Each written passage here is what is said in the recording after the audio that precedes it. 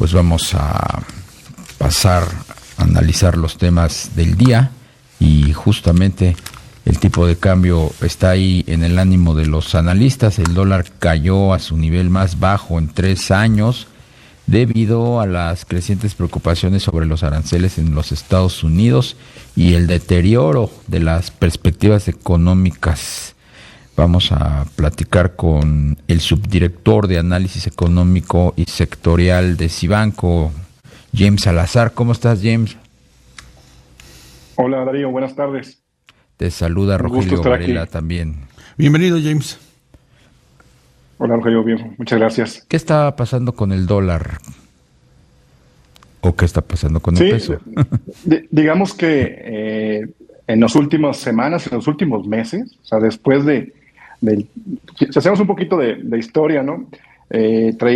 Había cierta perspectiva con el triunfo de Trump para el dólar de forma generalizada, se estaba fortaleciendo por estos planes económicos que traía, pero a partir sobre todo de febrero y luego en marzo, empezar a iniciar con aplicar aranceles en abril, pues empezó a darse un reacomodo en los flujos de inversión a nivel global. O sea, ¿qué fue lo que pasó? Los inversionistas, fondos de inversión o grupos financieros empezaron a preocuparse por la situación de Estados Unidos. O sea, empezaron a generar cierta tensión estas políticas comerciales y eventualmente la política fiscal con esta reforma que está actualmente en el Congreso discutiéndose en Estados Unidos y las implicaciones que esto pueda tener para la economía norteamericana, sobre todo las implicaciones en términos los aranceles de inflación y de menor crecimiento económico con el riesgo de una recesión y el tema fiscal, pues, lo que pueda terminar sucediendo con el costo financiero, porque aquí hay que recordar que el nivel de deuda de Estados Unidos es alto, estamos hablando de una razón de 120% en términos del PIB. Entonces, la preocupación que hay es con este paquete fiscal, pues que el endeudamiento crezca. Entonces, todo esto generó que el inversionista empezara a preocuparse, de una especie de aumentó el riesgo país de Estados Unidos. En términos relativos contra otros países u otras economías, se da una salida y esta salida se ha prolongado. Se están deshaciendo de bonos del Tesoro, también de posiciones líquidas en dólares en efectivo, y se han estado yendo a otras monedas, sobre todo euro y algunas emergentes, en particular en América Latina, como el peso mexicano, donde se le ve cierta resiliencia en la parte, porque se piensa que México está saliendo relativamente bien librado en la parte de estas amenazas de aranceles. Y bueno, y en términos relativos, pues a México generalmente como economía emergente se le ve bien. Esto es en términos general lo que está pasando. ¿Verdad? Hay un sentimiento, una percepción de un riesgo país más alto en Estados Unidos, incluso así lo vimos con un último ajuste hace 3 semanas en su calificación de deuda soberana, que le quitaron la AAA, y este reacomodo global de portafolios. O sea, aprovechando esto, a lo mejor como pretexto, a lo mejor hasta cierto punto exagerando en el pesimismo sobre lo que pueda pasar sobre Estados Unidos, saliéndose de posiciones de activos denominados en dólares. Claro. James, y en esta coyuntura que nos comentas de dólar débil en los mercados internacionales, ¿tú ves que el superpeso esté de regreso?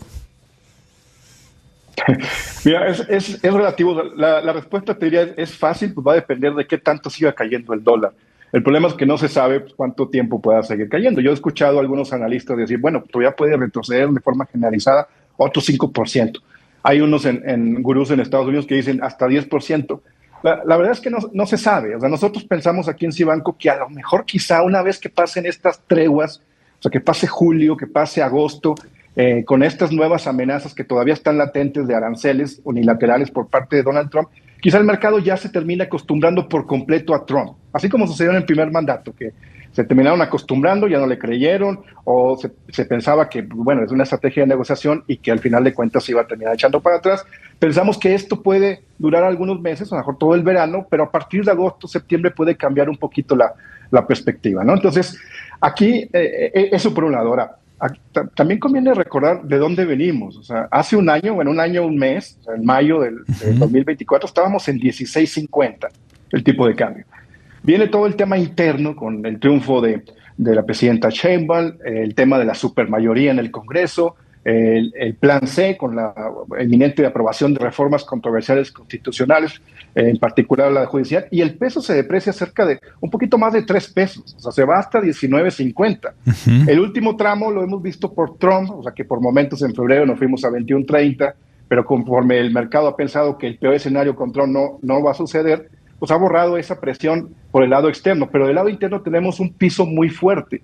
O sea, difícilmente vamos a regresar a los niveles que teníamos el año pasado, bueno, en los primeros 5 meses del año pasado, porque el riesgo país también en México se ha deteriorado. O sea, es un hecho que esta parte institucional que se ha cambiado, sobre todo con el tema judicial, sí nos puso un escalón arriba en materia de ponderar de forma negativa a los activos denominados en moneda mexicana. Entonces, ¿hay margen para que se siga apreciando el peso? Sí, pero limitado. O sea, nosotros estamos pensando que pudiera ser, a lo mejor en un escenario base, en las próximas semanas, pues quizás acercarse en el mayoreo 18.70, incluso 18.50.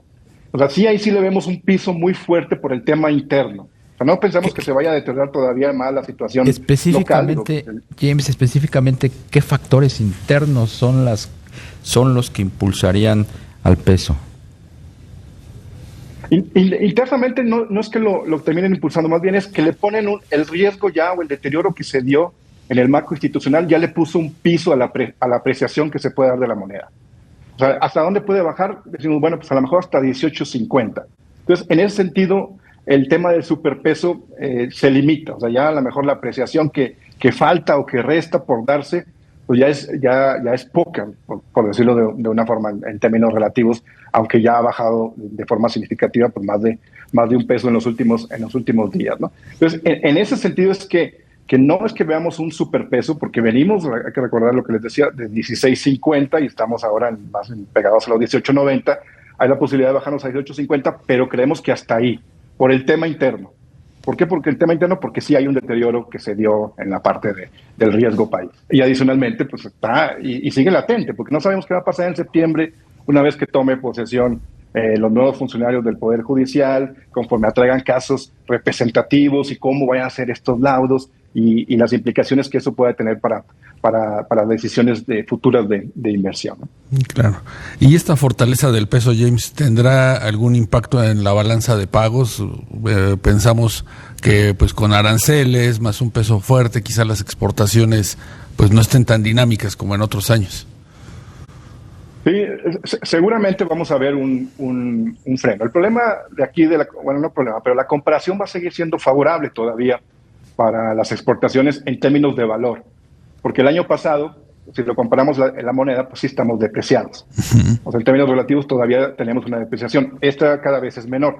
Pero por el lado de los aranceles, seguramente. O sea, y aquí quiero aclarar un punto. El mercado está muy optimista. O sea, está muy optimista con respecto a la cotización cambiaria. Porque la realidad es que el escenario sí se ha deteriorado. O sea, sí estamos pagando aranceles. O sea, a lo mejor no el peor escenario que se podía pensar, pero cerca de la mitad de las exportaciones mexicanas están siendo sujetas a un arancel. Y en términos generales, el arancel promedio ponderado que estamos pagando es mucho más alto que lo que se tenía antes de la llegada de Trump. Entonces sí, y si eso le agregamos que hay cierta debilidad en la industria en Estados Unidos, pues es muy probable que los flujos comerciales, ya lo hemos visto en algunas señales no muy claras o muy contundentes en los últimos reportes, pero muy probablemente se vayan a profundizar esta desaceleración de las ventas mexicanas al exterior, sobre todo al mercado estadounidense. Pues el panorama ciertamente luce muy nebuloso, ¿no? Porque pues cada día parecería que se deteriora más la relación comercial y México se empieza a quedar sin los márgenes de maniobra necesarios pues para contener los ataques, la retórica de Trump.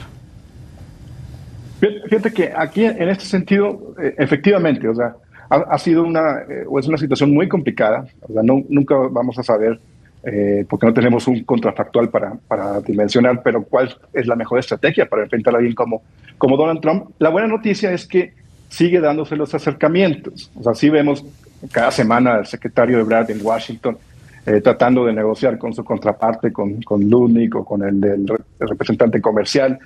E incluso prueba de estos últimos esfuerzos, muy probablemente este arancel que se duplicó para la serie del aluminio, México pueda ser excluido, hay que esperar, se habla ahí de que con cierto volumen de exportación, digamos que no estamos tan mal, por decirlo de una forma. O sea, no estamos en el mejor escenario, pero tampoco en el peor, y el canal sigue abierto. Aunque bueno, luego vemos las protestas en algunos puntos de California y esta serie de dimes y diretes que, pues, bueno, no abonan en esta parte de los flujos o de la relación que debería haber entre dos socios tan importantes como México y Estados Unidos, ¿no? Sí, y además, James, se fortalece pues esta narrativa de la 4T de que si el dólar está bajando es porque la economía mexicana va muy bien, ¿no? Y pues quizá el análisis es muy simplista, ¿no? Concentrarse solamente en esa variable, ¿no? Sí, digamos que les gusta a los políticos este tema del tipo de cambio, ¿no? Lo utilizan mucho o tratan de utilizarlo mucho a su favor. La realidad es que, y aquí ya lo había comentado en alguna ocasión con ustedes, pero les voy a dar un dato, lo voy a recordar. Sí. Diariamente se hacen cerca de 110,000 millones de dólares operaciones en pesos en el mundo. Bien. 110,000 millones de dólares.